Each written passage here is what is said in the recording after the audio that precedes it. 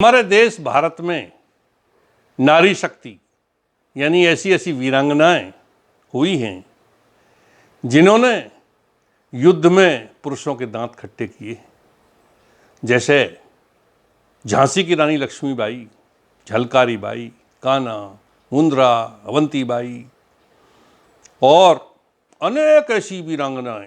आज हम ऐसी महान वीरांगना की चर्चा करते हैं जिसने भारत की लड़ाई में, भारत की आज़ादी में, आज़ादी के लिए जीवन पर्यंत लड़ाई लड़ी और सर से कफन बांध कर लड़ी।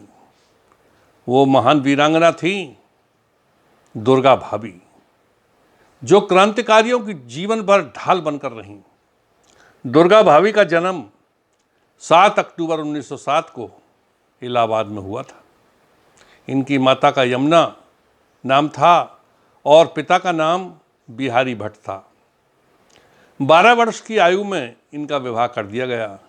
चूँकि उन दिनों भारत में बाल विवाह प्रथा थी तो कम उम्र में ही विवाह कर दिए जाते थे। 12 वर्ष की उम्र में इनका विवाह लाहौर निवासी भगवती चरण बोहरा से कर दिया गया और उस समय भगवती चरण बोहरा क्रांतिकारी थे।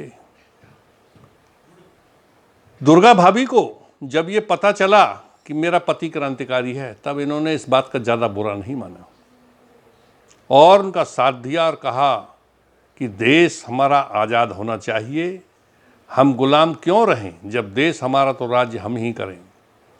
और अपने पति भगवती चरण बोहरा का साथ दिया। उन्होंने भी इनकी पढ़ाई लिखाई जारी रखी। उन दिनों एक महान क्रांतिकारियों का समूह बन चुका था। चंद्रशेखर आज़ाद के नेतृत्व में सरदार भगत सिंह, राजगुरु, सुखदेव, पंडित राम प्रसाद बिस्मिल, अशफाक उल्लाह खां, ठाकुर रोशन सिंह, राजेंद्र लाहिड़ी, भगवती चरण बोहरा, अनेकों महान क्रांतिकारी थे। तो दुर्गा भाभी ने भगवती चरण बोहरा यानी अपने पति का कहना मानते हुए क्रांतिकारियों की सेवा शुरू कर दी। क्रांतिकारियों को खाना बनाना, क्रांतिकारियों को गुप्त सूचनाएं एकत्र करके देना, अंग्रेज़ों की गतिविधियों पर नज़र रखना, क्रांतिकारियों के पर्चे बांटना व चिपकाना, सारे कार्य दुर्गा भाभी निपटाने लगी। और प्रथम दृष्टया तो इन्होंने यही कार्य किए, बाद में रिवॉल्वर लेकर के सीधे सीधे अंग्रेज़ों पर गोलियां चलाईं। एक बार एक ऐसा वाक़या हुआ कि चूँकि चंद्रशेखर आज़ाद क्रांतिकारियों के समूह के नेता थे तो अंग्रेज़ों के निशाने पर वही रहते थे। एक बार शेखर किसी पार्क में लाहौर में टहल रहे थे, तभी एक अंग्रेज़ अफसर उन्हें पहचान गया और उसने चंद्रशेखर आज़ाद पर गोलियां चलानी शुरू कर दी। चंद्रशेखर आज़ाद ने दौड़ लगाई और अंग्रेज अधिकारी उन पर गोलियां चलाता रहा। इस दृश्य को छत पर खड़ी दुर्गा भाभी दूर से देख रही थी। दुर्गा भाभी तुरंत दौड़ी और रिवॉल्वर लेकर के उस अंग्रेज के पीछे दौड़ लगा दी। दुर्गा भाभी ने 2 गोलियां उसके सर में मारी और उसका भेजा उड़ा दिया। अंग्रेज अधिकारी लहूलुहान होकर जा पड़ा और दुर्गा भाभी तुरंत ही वहाँ से अदृश्य हो गईं। उन्हें न कोई देख पाया, न उनके खिलाफ कोई गवाह बन पाया। यद्यपि दुर्गा भाभी 1-2 बार गिरफ्तार हुईं, परंतु उनके विरुद्ध कोई साक्ष्य नहीं मिला और न ही कोई गवाह मिला, इसीलिए वो छूट गईं। तदुपरांत एक ऐसा कांड हुआ कि सन 1928 में भारत में साइमन कमीशन आया था, जो काले कानूनों के विरुद्ध जांच करने आया था। परंतु उस साइमन कमीशन में कोई भारतीय सदस्य नहीं था, सारे अंग्रेज ही थे।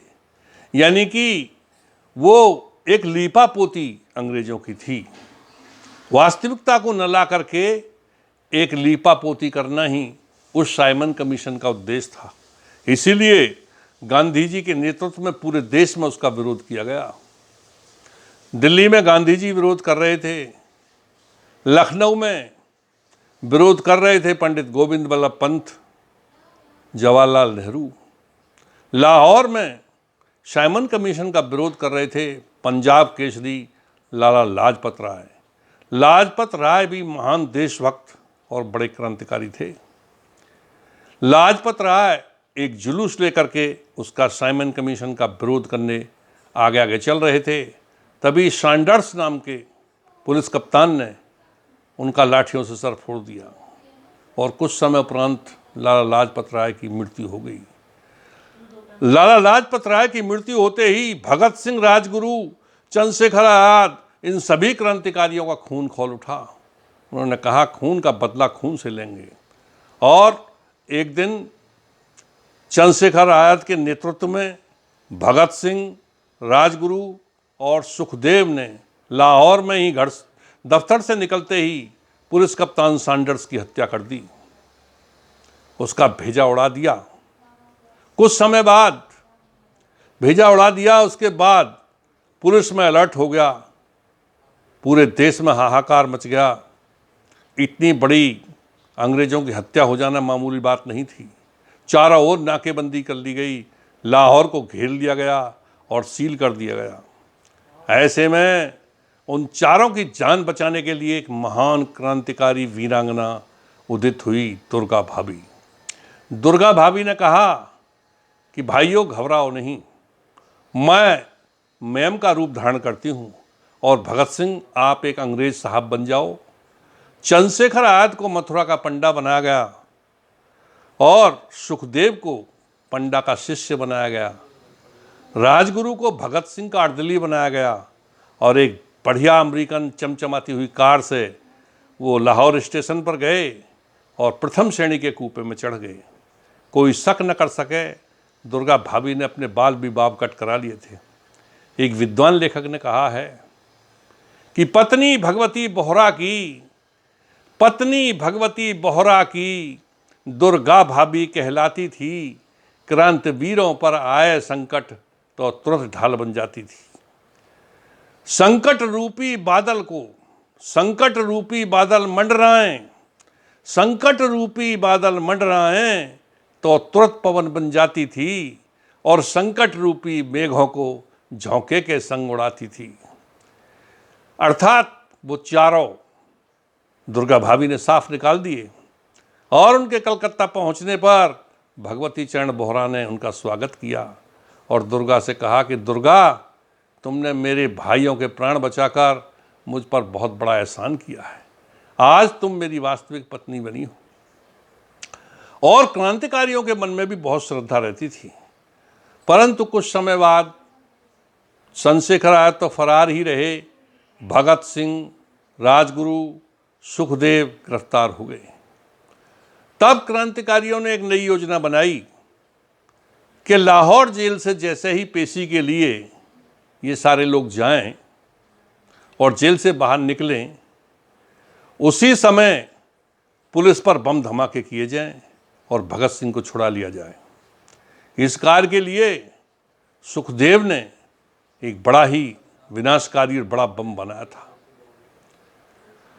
तो उस बम को भगवती चरण बोहरा ने कहा कि इसका परीक्षण कर लेते हैं कि ये कितना शक्तिशाली है। तो दूसरा थोड़ा इससे भी शक्तिशाली बम बनाकर चलेंगे। परीक्षण करने के लिए भगवती चरण बोहरा और सुखदेव रावी तट पर गए और बम का परीक्षण कर रहे थे। भगवती चरण बोहरा ने कहा कि भाई सुखदेव, इसकी पिन थोड़ी ढीली है। उसी समय दुर्भाग्यवश बम में विस्फोट हुआ और भगवती चरण बोहरा के परखच्चे उड़ गए, यानी कि मृत्यु हो गई। रावी तट पर यह कांड हुआ। उन्होंने सोचा कि अंग्रेजों को यदि पता चल गया तो मामला बड़ा ख़राब हो जाएगा, तो लाश को जल प्रवाह कर दिया गया और दुर्गा भाभी को सूचना दे दी गई। दुर्गा भाभी बहुत विचलित हुई, परंतु उन्होंने तो देश की आज़ादी के नाम पर सर से कफन बांध रखा था। वो फिर भी बहुत ज़्यादा भयभीत नहीं हुई। क्यों नहीं हुई? कि सिंगनी न हो भयभीत कभी, सिंगनी न हो भयभीत कभी, स्वभाव ही ऐसा होता है। अग्नि होती स्वयं प्रज्वलित, स्वभाव ही ऐसा होता है। सिंगनी न हो भयभीत कभी, स्वभाव ही ऐसा होता है। अग्नि होती स्वयं प्रज्वलित, स्वभाव ही ऐसा होता है। तूफान प्रभावित नहीं होते, तूफान प्रभावित नहीं होते, जो करते हैं वो होता है। वृक्षों को धराशायी करके तूफान शांत तब होता है। यानी कि दुर्गा दुख दुर्गम सहे, बन दुर्गा अवतार। दुर्गा दुख दुर्गम सहे, बन दुर्गा अवतार। आजादी खातिर रहीं जीवन भर बलिहार। उन्होंने हिम्मत नहीं हारी और क्रांतिकारियों का साथ जीवन भर दिया। यद्यपि भगवती चरण मोहरा की मृत्यु के बाद चंद्रशेखर ने कहा था कि भाभी अब हमारे भाई समाप्त हो गए हैं, अब तुम हमारी सभी क्रांतिकारियों की धर्म बहन हो। तो चूंकि उनका नाम दुर्गा भाभी टाइटल हो चुका था, दुर्गा भाभी के नाम से ही सब पुकारते थे, तो मान सम्मान देते थे बहन के समान, परंतु पुकारते थे दुर्गा भाभी। तो उसी पर एक विद्वान ने कहा है कि दुर्गा शक्ति अवतार, दुर्गा शक्ति अवतार, स्वतंत्रता नार देश पर बलिहारी। बली शोला या तूफान दहकती चिंगारी, बनी शोला या तूफान दहकती चिंगारी। पत्नी भगवती बोहरा की वीरांगना बिकट कहाती थी। पत्नी भगवती बोहरा की वीरांगना बिकट कहाती थी। क्रांतिवीरों की आपदा में संकट मोचक बन जाती थी। क्रांतिवीरों की आपदा में संकट मोचक बन जाती थी। नाना वेश करे तैयार, विभिन्न रूप में दुर्गा प्रस्तुत हो जाती। नाना वेश करे तैयार, रखे हथियार, करे तिकड़म भारी। बनी शोला या तूफान दहकती चिंगारी, बनी शोला या तूफान दहकती चिंगारी। संकट रूपी मेघों को वो बनकर पवन उड़ाती थी। संकट रूपी मेघों को वो बनकर पवन उड़ाती थी। भरी रिवॉल्वर रखे साथ में गोली तुरंत चलाती थी। भरी रिवॉल्वर रखे साथ में गोली तुरंत चलाती थी। यदि क्रांतिवीर घिर जाए, यदि क्रांतिवीर घिर जाए, दे गोली चलाए ढाल बन कर न्यारी। बनी शोला या तूफान दहकती चिंगारी, बनी शोला या तूफान दहकती चिंगारी। दुर्गा पर दुर्दिन आए तो दुर्गा दुर्गम राह चली। दुर्गा पर दुर्दिन आए तो दुर्गा दुर्गम राह चली। देश की खातिर पति प्राण गए तब भी दुर्गा नहीं हिली। देश की खातिर पति प्राण गए तब भी दुर्गा नहीं हिली।